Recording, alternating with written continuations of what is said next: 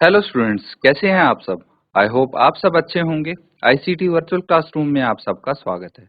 मैं विकास, बच्चों class 7th का मैथ्स हम कर रहे हैं। चैप्टर है आपका इंटीजर्स यानी पूर्णांक। तो इस चैप्टर को हमें करना है कंटिन्यू। चलते हैं स्मार्ट बोर्ड पे।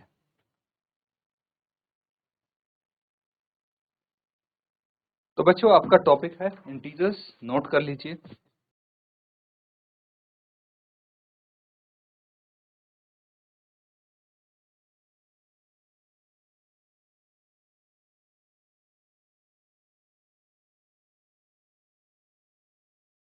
तो ठीक है, कुछ क्वेश्चंस देखते हैं अब। देखिए, क्वेश्चन 2 है। इसका फर्स्ट पार्ट हमने कर लिया था, बाकी के 2 पार्ट्स आपको होमवर्क के लिए दिए गए थे। तो जल्दी से मुझे बाकी के आंसर्स आप बताएंगे जो जो आपने फाइंड आउट किए।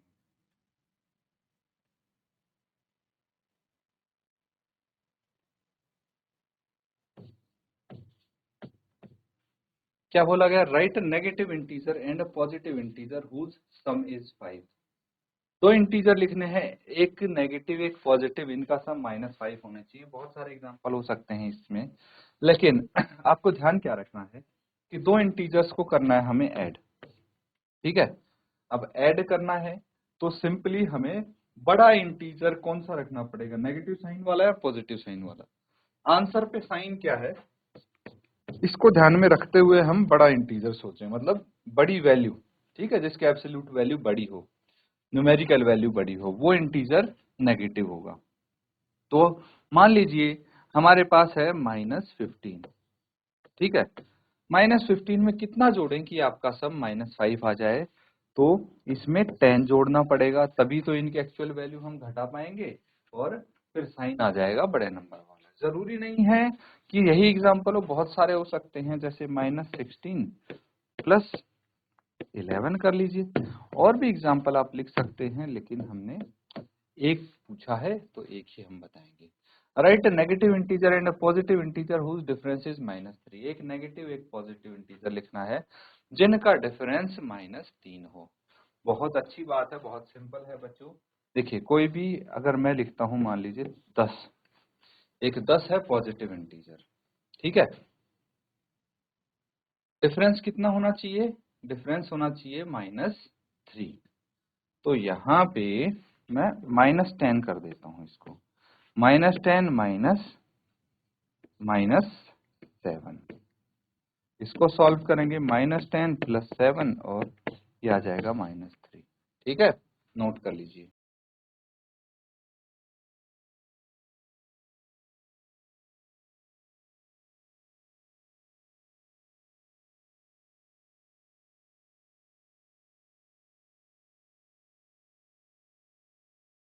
नोट कर लिया सबने? चलिए, अब अगला क्वेश्चन देखिए, नोट कीजिए इसको। थर्ड क्वेश्चन है। दो टीम है, टीम ए,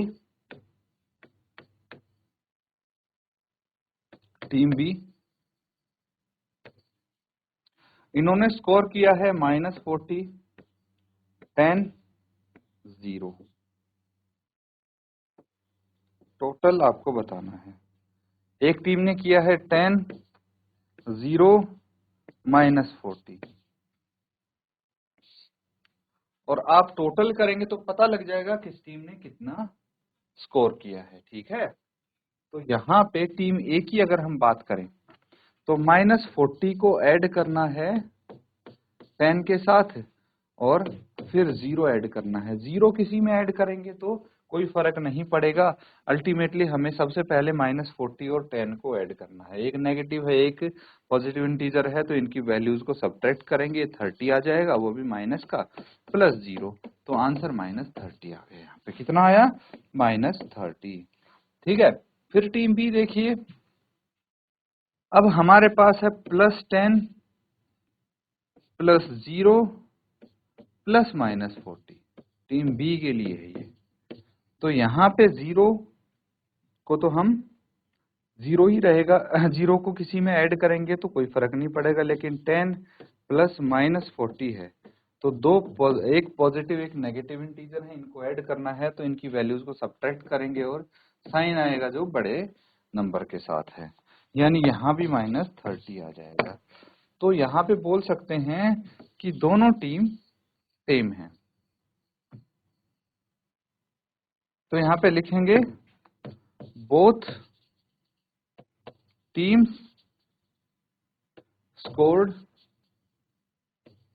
सेम, दोनों टीम ने सेम स्कोर किया है। और पूछा can we say that we can add integer in any order, बिल्कुल yes we can add integers in any order, किसी भी ऑर्डर में हम ऐड कर सकते हैं। और यही है बच्चों, यहीं से आपको पता लगेगा एक प्रॉपर्टी का, एक लॉ का, ठीक है। तो चलिए हम इसकी बात करेंगे, पहले इसको नोट कर लीजिए।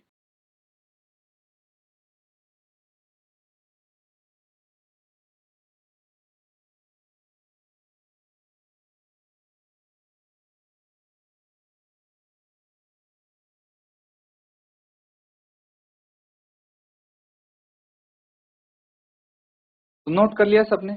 चलिए अब कुछ क्वेश्चन, कुछ और टॉपिक यहाँ पे हम कवर करने वाले हैं, तो ध्यान दीजिए, आप इस पे ध्यान रखिए, ठीक है। सबसे पहले हमारे पास एक प्रॉपर्टी है जिसको हम बोलेंगे क्लोजर प्रॉपर्टी, ठीक है। तो नोट कर लीजिए इस टॉपिक को, फिर हम इसको डिटेल में डिस्कस करेंगे।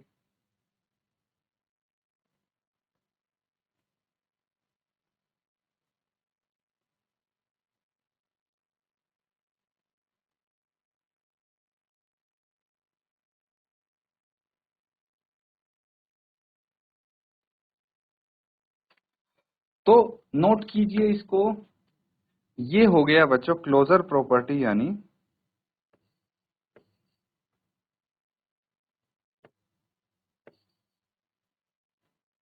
संवृत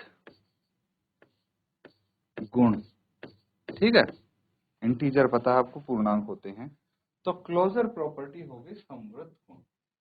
इसको समझने की कोशिश करेंगे हम डिटेल में।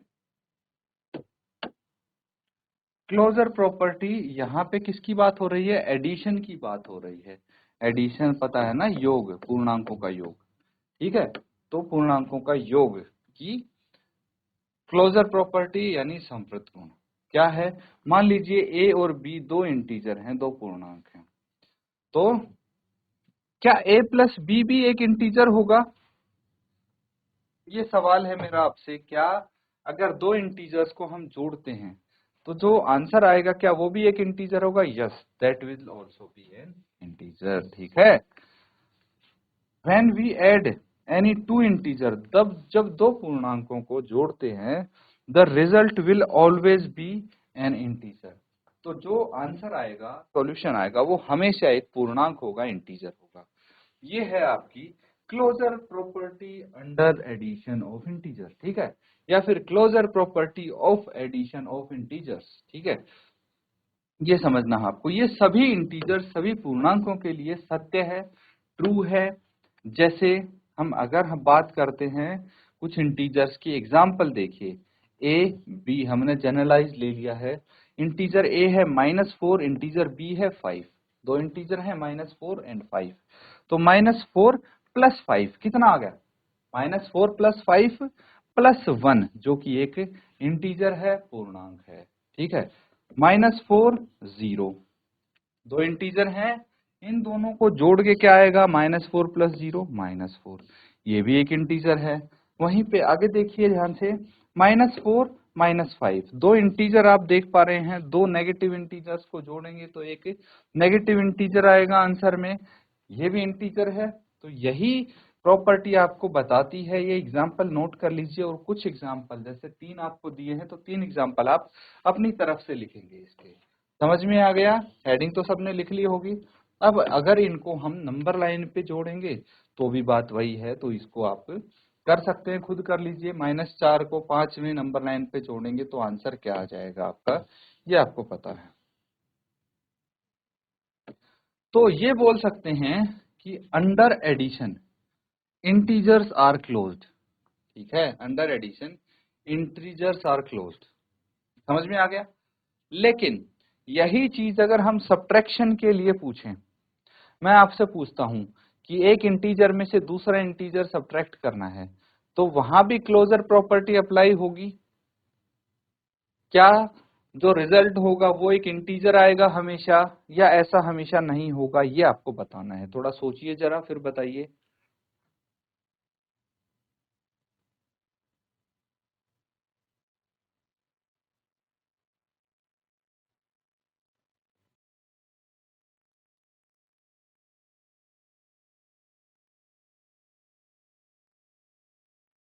ठीक है, चलिए अब बात करते हैं हम अगले टॉपिक की, closure property of subtraction of integers. ठीक है, जब a और b दो इंटीजर हैं और इन इंटीजर को हम घटाएंगे तो जो आंसर होगा वो भी एक इंटीजर होगा। When we subtract an integer from another integer, जब एक पूर्णांक को दूसरे पूर्णांक से घटाते हैं, जो रिजल्ट आएगा वो हमेशा एक पूर्णांक होगा, इंटीजर होगा, और ये सभी पूर्णांकों के लिए सत्य है। ठीक है,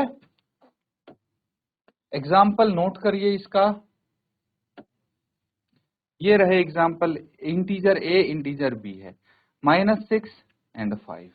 अगर मैं -6 में से सब्ट्रैक्ट करूंगा 5 को तो -11 आएगा, जो कि एक इंटीजर है। -6 में से सब्ट्रैक्ट करूंगा 0 को तो आंसर आएगा -6, जो कि एक इंटीजर है। -6 में से -5 को सब्ट्रैक्ट करते हैं तो आंसर आएगा -1, जो कि एक इंटीजर है। यहां से ये पता लग जाता है कि अगर मैं दो इंटीजर्स को आपस में सब्ट्रैक्ट करूंगा तो जो रिजल्ट होगा वो एक इंटीजर होगा। नोट कर लीजिए इसको।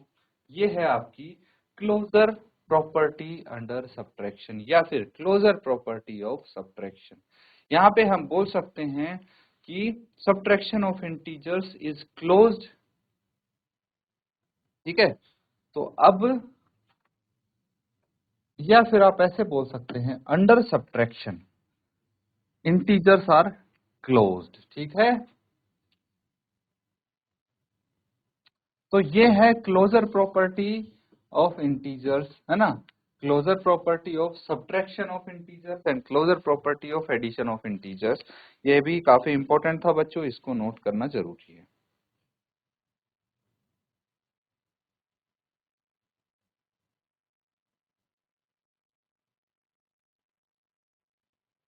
चलिए नेक्स्ट टॉपिक, यहाँ पे अब एक प्रॉपर्टी आती है आपके लिए जिसको बोलते हैं commutative property of integers. Commutative property of integers क्या हो गया? ये कर्म विनिमय गुण। ठीक है, कम्यूटेटिव प्रॉपर्टी यानी कर्म विनिमय गुण, इसको नोट करेंगे। कर्म विनिमय गुण क्या होता है ये अब हम समझने की कोशिश करेंगे, या फिर इसको बोल लीजिए आप क्लोजर प्रॉपर्टी या कम्यूटेटिव प्रॉपर्टी ऑफ इंटीजर, पूर्णांकों की कर्म विनिमय गुण। कम्यूटेटिव प्रॉपर्टी ऑफ एडिशन क्या होता है इंटीजर का, समझिए। If a plus b are two integers, अगर a प्लस बी दो इंटीजर हैं, दो पूर्णांक हैं, तो a प्लस बी करो या b प्लस a करो, दोनों ही केसेस में आपका आंसर सेम आएगा, दोनों ही इक्वल होंगे।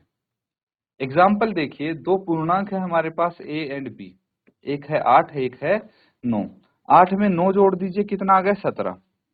लेकिन अगर हम 9 में 8 जोड़ेंगे तो क्या आंसर सेम आएगा? बिल्कुल 17 ही आएगा। तो a plus b is equal to b plus a true है, इसके लिए ट्रू है। क्या ये सभी इंटीजर्स के लिए ट्रू है? बिल्कुल सभी इंटीजर्स के लिए ट्रू होगा। दूसरा एग्जांपल देखिए, 8 प्लस -9, जब इनको जोड़ेंगे तो -1 आएगा, लेकिन -9 प्लस 8 को जोड़ेंगे तब भी -1 ही आएगा, तो ये भी सही है। अब -8 -9 को जोड़ेंगे तो -17 आएगा, और -9 -8 को जोड़ेंगे तो भी -17 आएगा। तो यहाँ पे 3 एग्जाम्पल आप अपनी तरफ से लिखेंगे, कोई भी दो इंटीजर्स ले लीजिए और उनको a प्लस बी करिए, फिर b प्लस a करिए और देखिए कि वो दोनों इक्वल आते हैं। ठीक है, तो इसको नोट कीजिए और अपनी तरफ से भी आप 3 एग्जाम्पल लिखिए।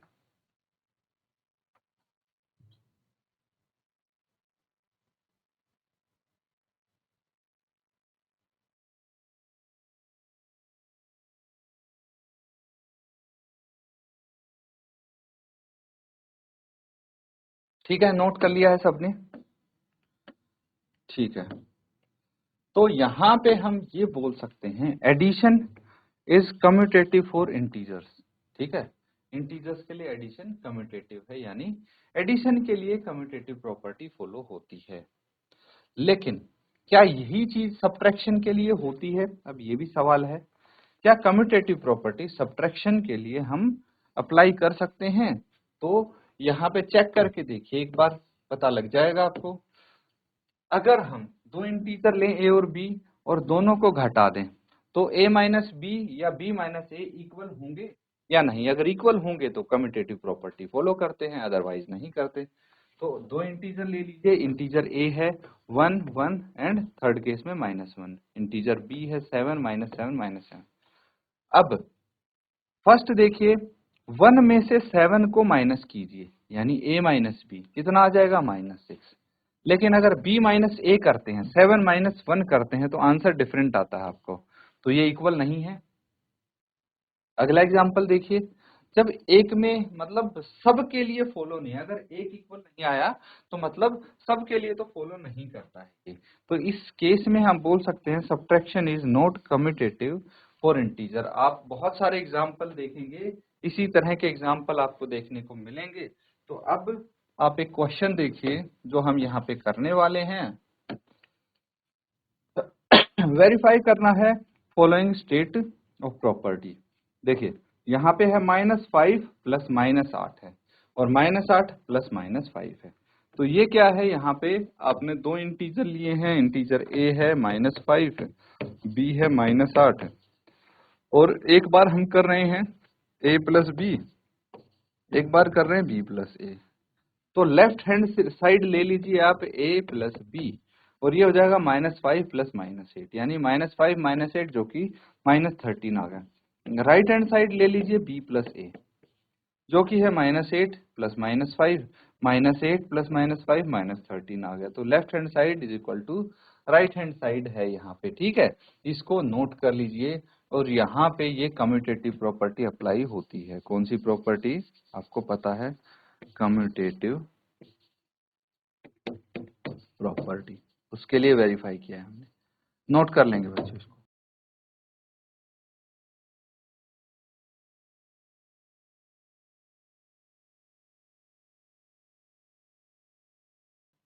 तो बच्चों आज हमने कुछ क्वेश्चंस किए हैं, ठीक है, कुछ प्रॉपर्टी हमने सीखी है, जैसे कि क्लोजर प्रॉपर्टी है ना, closure property for addition and subtraction, और हमने यहाँ पे सीखा है कम्यूटेटिव प्रॉपर्टी अंडर एडिशन। ठीक है, तो इन प्रॉपर्टीज को अच्छे से आपको रिवाइज करना है, मैक्सिमम एग्जांपल्स प्रैक्टिस करने हैं इनके आधार पे, ताकि आने वाले सेशन में जब क्वेश्चंस कर पाएं इनके आधार पे तो आप अच्छे से कवर कर पाएं। इसी के साथ बच्चों आज का सेशन एंड करते हैं। Thank you and have a nice day.